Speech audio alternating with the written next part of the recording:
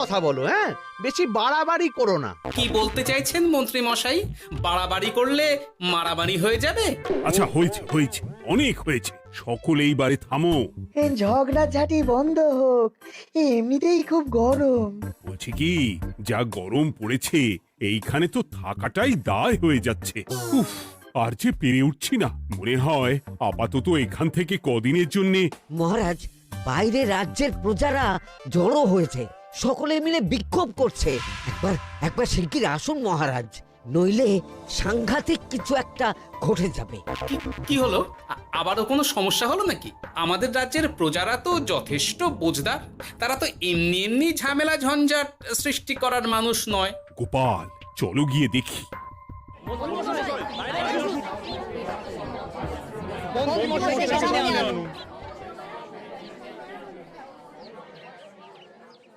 কি ব্যাপার, তোমাদের কি সমস্যা হয়েছে?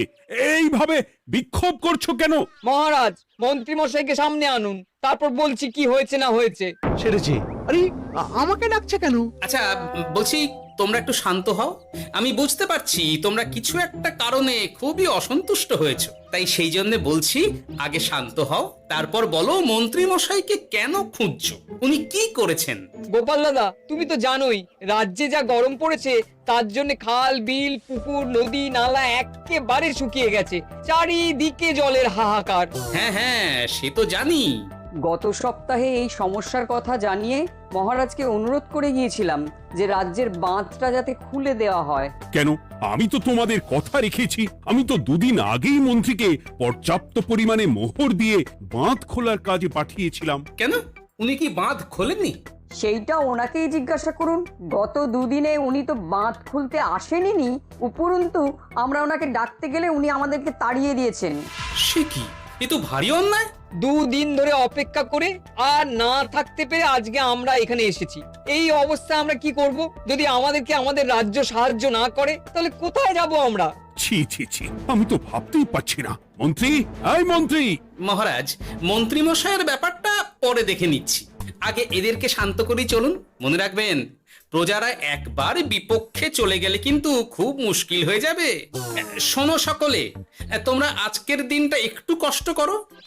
আমি কথা দিচ্ছি, কাল সকাল হলেই বাঁধ খোলার ব্যবস্থা করব। ঠিক আছে? ঠিক কথা বলেছো তো গোপাল দাদা। দাদা বলে যখন ডাকো, তখন দেখো এই দাদা তার ভাইদের কিছুতেই নিরাশ করবে না। শুধু আজকের দিনটা একটু চেয়ে নিচ্ছি, ব্যাস। ঠিক আছে, আজকে আমরা চলে যাচ্ছি, কিন্তু কালকে কিছু না হলেই। কোনো কিন্তুরই জায়গায় নেই পুঁটির বাবা। আর তোমরা রাগ করো না। চিন্তা করো না, সকাল হলেই সাঙ্গ পাঙ্গ নিয়ে আমি বাঁধ খোলার কাজে নেমে যাব।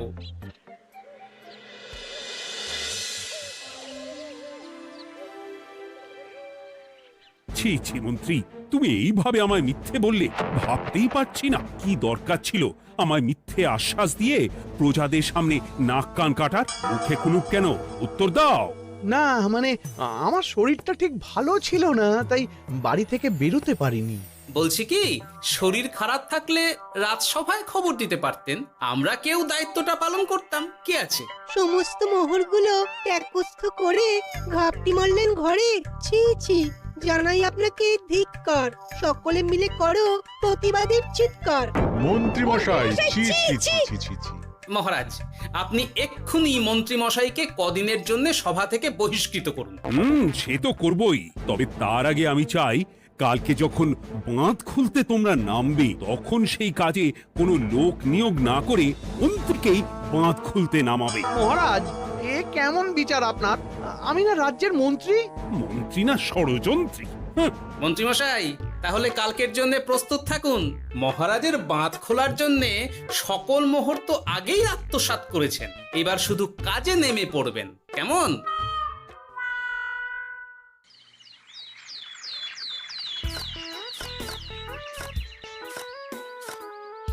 ওহ গোপাল, এইবারে ছেড়ে দাও, আর পাচ্ছি না। এত সহজে হাল ছাড়লে হবে বলুন? এই কে আছো? ওই শাবল কোদালগুলো দাও, আমি এদিকটায় খুঁচিয়ে দিই। সভাকবি, বিজ্ঞানী, এসো এসো এসো, হাত লাগাও। সবে মিলে করি কাজ, বাঁধ খোলা হবে আজ। বাঁধ খোলা হবে আজ, মন দিয়ে করো কাজ। একদম, হাত লাগাও, জোর লাগাও। গোপাল দাদা, সভাকবি, বিজ্ঞানী দাদা আর আর বাকি দাদা ভাইরা আসুন আসুন, সকলে একটু শরবত খান। আমাকেও একটু শরবত দাও। মোহরগুলো খেয়েও তৃষ্ণা মেটেনি বুঝি? হুম হুম। বাঁধ এক্ষুনি খুলবে, প্রজাদের সব জ্বালা জুড়োবে। বাঁধ খুলে গেছে। আমাকে বাঁচাও, আমাকে বাঁচাও। কোনো সময় ভুল করলে নিজেই সেই ভুল শুধরে আবার ফিরতে হয়। আপনিও তাই করুন মন্ত্রী মশাই, নিজেই উঠে আসুন। চলো সকলে। গোপাল, তুমি তোমার সাথীদের নিয়ে যা করলে সত্যি ভাবাই যায় না। মহারাজ, নিজেদের রাজ্যের সমস্যায় নিজেরাই কোমর বেঁধে নেমে সমস্যার সমাধান করেছি, পরিস্থিতি মোকাবিলা করেছি। এর জন্যে আপনি এমন করে বলবেন না। ওহ, তোমরা না থাকলে যে কি হতো। মহারাজ, আমরা আছি তো, এত ভাববেন না আপনি। আপনি বরং আমাদের সকলের জন্য কিছু খাবারের ব্যবস্থা করুন, খুব খিদে পেয়ে গেছে। হ্যাঁ, নিশ্চয়ই নিশ্চয়ই। তোমরা সকলে ভিতরে এসো, হাত পা ধুয়ে নাও। ততক্ষণে আমি রানীকে আহারের ব্যবস্থা করতে বলছি।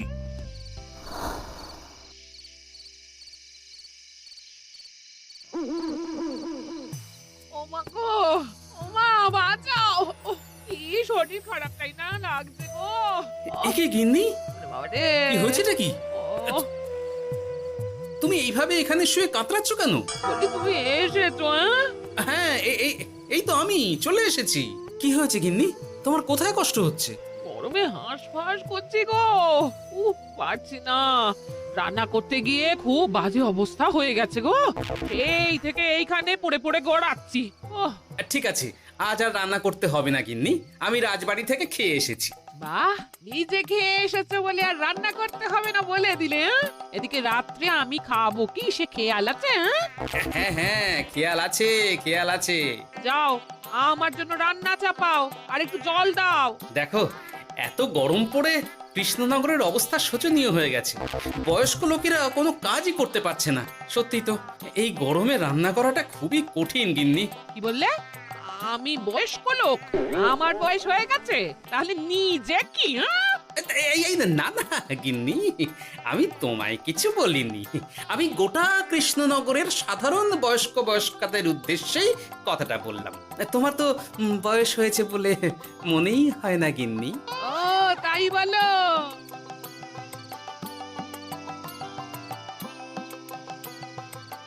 নাও গিন্নি, জল নাও। আজ না হয় আমি রান্না করব।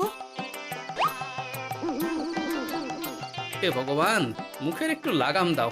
এইভাবে যখন তখন সত্যি কথা বলিও না।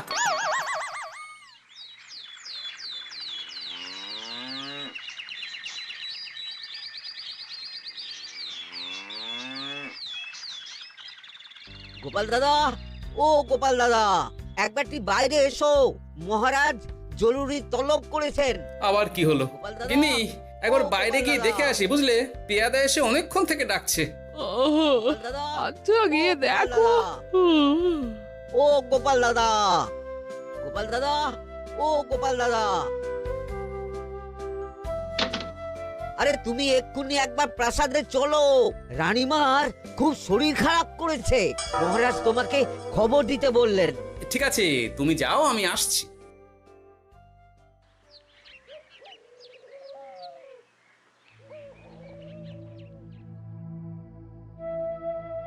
গোপাল, কি হবে বলো তো? রানী তো দুমদাম করে ব্যারামে পড়ে না। মহারাজ, ভয় পাবেন না, আমরা আছি তো। বৈদ্যকে পরীক্ষা করতে দিন, দেখি সে কি বলে। মহারাজ, অতিরিক্ত গরমের জন্য শরীরটা খারাপ হয়েছে। আসলে উনি এই তীব্র দাবদাহ নিতে পারেননি। তবে চিন্তা করবেন না মহারাজ, আমি বাড়ি গিয়ে এক ধরনের বিশেষ পথ্য পাঠিয়ে দিচ্ছি। রানীমা খেলেই সুস্থ হয়ে উঠবেন। মহারাজ, নিজের কানেই তো শুনলেন, রানীমার তেমন গুরুতর কিছু হয়নি, চিন্তা করবেন না। বৈদ্যর ওষুধে উনি সেরে উঠবেন। যাওয়ার আগে একটা কথা বলে যাই, গরমের এই দাবদাহ কিন্তু আরো ভয়ঙ্কর হবে। তাই সকলে খুব সাবধানে থাকবেন। শরীর যাতে ঠান্ডা থাকে এমন হালকা পাতলা খাবার খাবেন। আসি, রাজসভায় দেখা হবে। মহারাজ, বৈদ্যমশাই কিন্তু এটা ঠিক বলেছেন, গরম আরো বাড়বে, তাই দুজনেই খুব সাবধানে থাকবেন, কেমন? গতকাল তো আমার গিন্নিও গরমের চোটে কুপোকাত হয়ে গেছিল, শেষমেশ আমাকে বাড়ি গিয়ে রান্না করতে হলো আর কি। ও বাবা, তাই নাকি? তাহলে তো খুবই চিন্তার ব্যাপার। আচ্ছা মহারাজ, আমি তাহলে এখন আসি, আবার রাজসভায় দেখা হবে। এই গরমে আর এখানে থাকতে পারছি না, বলছি কদিনের জন্য না একটু অন্য কোথাও গেলে হয় না গো? গিন্নি, এই গরমে ঘরেই থাকো, অন্য কোথাও যাওয়ার মোটে নাম করো না। বাইরে বেরোতে গিয়ে যদি কোনোভাবে গরম হাওয়া শরীরে লেগে যায় তাহলে বিপত্তির আর শেষ থাকবে না গিন্নি। কিন্তু এখানেও তো যা গরম পড়েছে, পচে গলে মরে যাই আর কি। উফ গিন্নি, দয়া করে এইসব বাজে কথা বলা বন্ধ করো তো, আমার আয়ু থেকেও তোমার আয়ু দীর্ঘ হোক। বাহ, তুমি এসব কথা কোথা থেকে শিখলে গো? হুম? এই তো তোমার থেকে আর কি। গোপাল, গোপাল, রাজ্যের অবস্থা খুবই বেহাল। এই সবই আমাদের পোড়া কপাল। আরে সভা কবি, কি হয়েছে? তোমাকে দেখে তো মনে হচ্ছে তুমি কিছু... বিজ্ঞানী মহারাজ দুজনেই অজ্ঞান, ঘটি ঘটি জল ঢেলেও ফেরাতে পারেনি তাদের জ্ঞান। কি বলছো কি? তা তুমি এই ব্যাপারটা জানলে কি করে? গিয়েছিলাম একটু আগে বিজ্ঞানীর বাড়ি, গিয়ে দেখি লোকজনের ভিড় সারি সারি। সে কি?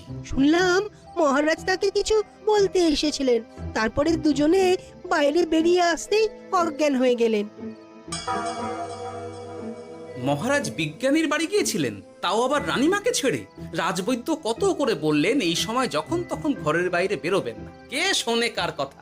আমার মনে হয় মহারাজ তেমন কোনো গুরুত্বপূর্ণ কিছু কথা বলতেই বিজ্ঞানীর বাড়ি গিয়েছিলেন। গরম কমানোর উপায় আলোচনা করতে হয় তো গিয়েছিলেন।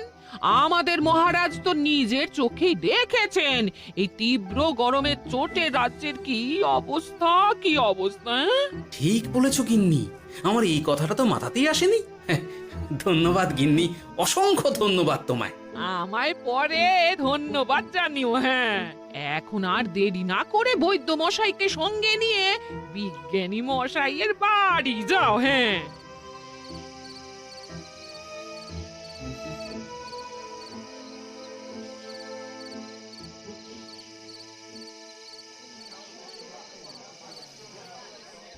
কি বুঝছেন বৈদ্যমশাই? খুব একটা ভালো কিছু বুঝছি না গোপাল। দেখো, সত্যি বলতে ওই কৃষ্ণনগরের অবস্থা খুবই বাজে, তাই এখানকার মানুষেরা একে একে অসুস্থ হয়ে পড়ছে। বাইরের অবস্থাটাও তো ভালো নয়, বুঝতেই পারছো। এখন সান্ধ্যকালীন হাওয়াতেও গরমের তাত রয়েছে।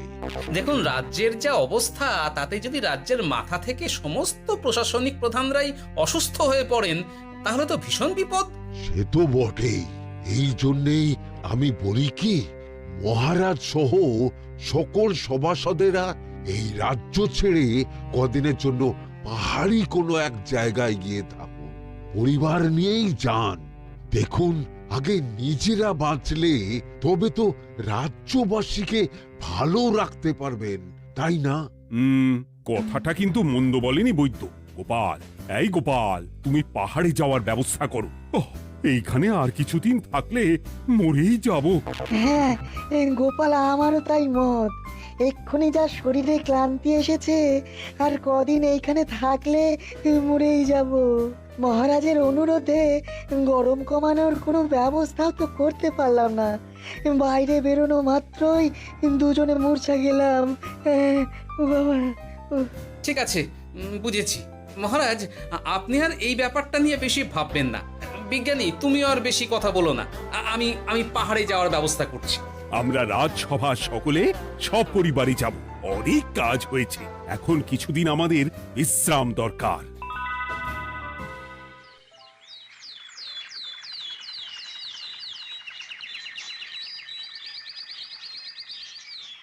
কি গোপাল, মন্ত্রীকেও তুমি আমাদের সঙ্গে নিয়ে যাচ্ছ? তুমি কি সব ভুলে গেছো? মহারাজ, আপনি খামোখা উত্তেজিত হবেন না। আপনার শরীরটা কিন্তু ভালো নেই। আর মহারাজ, আপনার রাজ্যে বাস করে আপনার থেকেই শিখেছি বিপদের দিনে পরম শত্রুকেও দূরে ঠেলতে নেই। গোপাল এটা ঠিক কথাই বলেছে। যতই হোক উনি তো আমাদের মন্ত্রী, তাই এই বিপদের দিনে ওনাকে ফেলে যায় কি করে বলুন তো? সত্যি গোপাল, তোমার তুলনা নেই। ঠং, সবই নাম কেনার চেষ্টা। গোপাল, চলো এইবারে রওনা দিই। বলছি, খাবার দাবার আর জলের কলসিগুলো উঠেছো তো?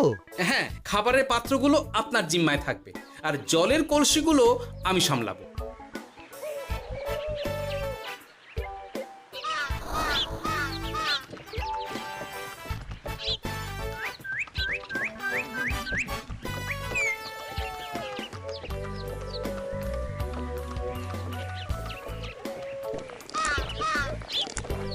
কি গো, তুমি খাবার ছেড়ে শুধুই জল খাচ্ছ? ওদিকে মন্ত্রী মশাই যে সব খাবার একাই সাবার করে দিলে না? ভালোই তো, খাক না। এরপরে বড় বাইরে যেতে হলে বুঝবে, আমি তো ওই জন্যই নিজের জিম্মায় শুধুমাত্র জল নিয়েছি। দেখো, জল খেলে ছোট বাইরে যাওয়ার দরকার হলে চলে যেতে পারবো, কিন্তু বড় বাইরে যাওয়ার দরকার হলে তো যেখানে সেখানে যেতে পারবো না। তাই জলই সই। কিন্তু সবার জল যদি তুমি একাই শেষ করে দিলে তাহলে? এই রে, এটা তো ঠিক বলেছো গিন্নি। পথে ঘাটে কোনো পানীয় জলের পুকুর বা কুয়ো দেখলে জল ভরে নিতে হবে, বুঝলে?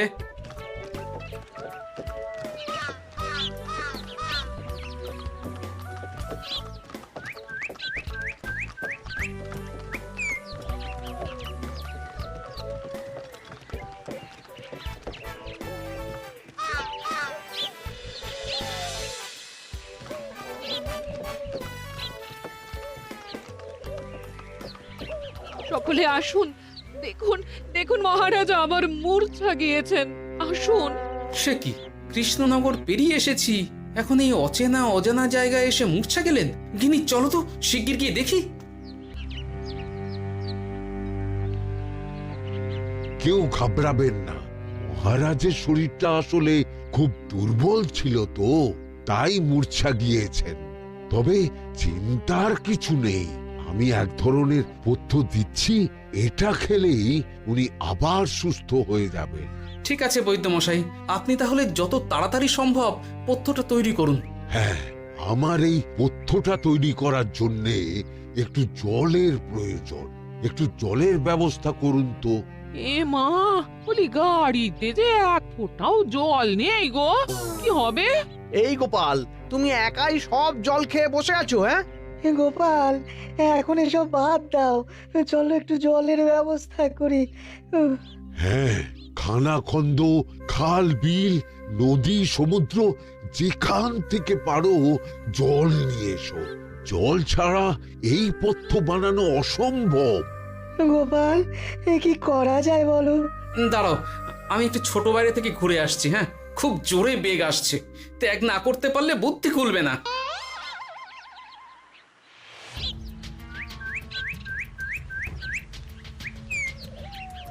ওদিকে একটা পাত কুয়ো দেখতে পাচ্ছি মনে হচ্ছে।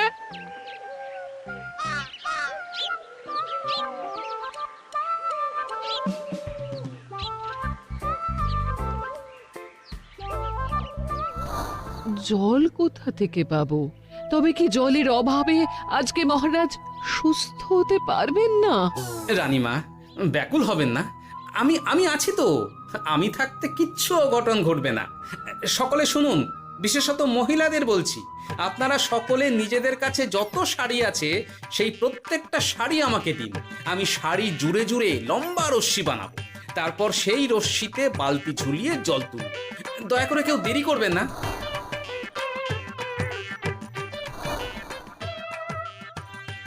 এই নাও আমার 5খানা শাড়ি। হ্যাঁ, এই নাও আমার 10খানা শাড়ি। আমি বাবা আমার লতা পাতা মিনি করা শাড়িগুলো দেব না। যা পারো করো, আমি বড় বাইরেতে যাচ্ছি। ওমা, বিপদের দিনে শাড়ি দেবে না? গায়ের জোরে নিয়ে আসবো। হ্যাঁ,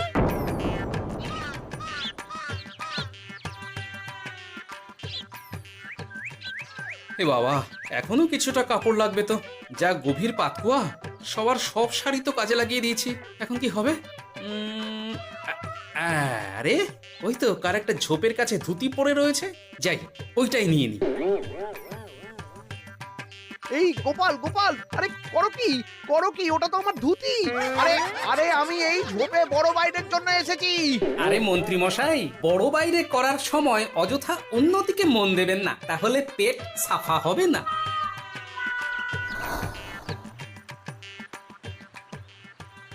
গোপাল, তুমি ছিলে বলে এই যাত্রাতে রক্ষা পেলাম।